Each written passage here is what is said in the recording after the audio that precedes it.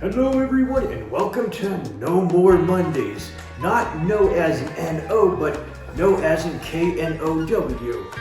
I'm your host, Professor Zark, and here with me is always my co-host, Marvin. Hello everybody! So Professor, today is a brand new episode of No More Mondays. So, we can expect to know more today, right? Correct. But who are we gonna know more about? Eleanor Roosevelt. Wow! Who's that? Anna Eleanor Roosevelt was born on October 11th, 1884 in Manhattan, New York City. She shares the same first name as her mother, was also named Anna.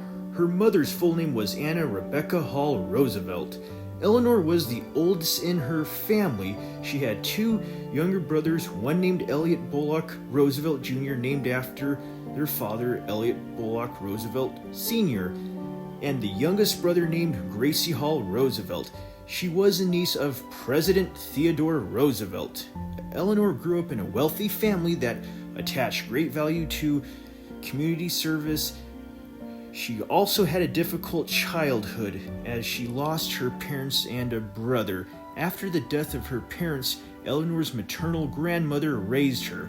When she was 15, she went to a private school in Wimbledon, outside of London, England, called Allenswood Academy. From 1899 to 1902, she learned to speak French fluently.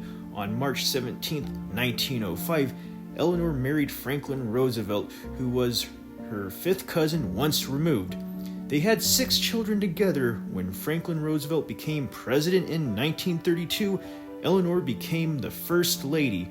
While she was the First Lady, she transformed the role when the role was normally restricted to domesticity and acting as a hostess, and she was more active than any other First Lady before her. And she used her position as a platform for her social activism and continued with her business and speaking agenda.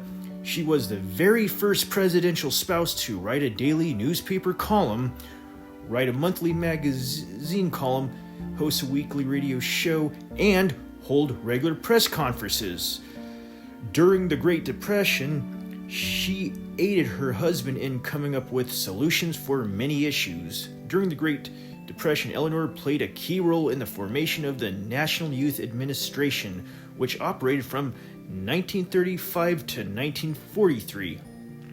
It was an agency which focused on providing work and education for Americans between the ages of 16 and 25, helped over 4.5 million Americans, youths, find jobs, receive vocational training, and afford higher standards of education. Eleanor was an activist for women and African American rights. Eleanor has stayed active after Franklin Roosevelt passed away, and she has contributed to a lot. Eleanor passed away at the age of 78 due to cardiac failure on November 7th, 1962.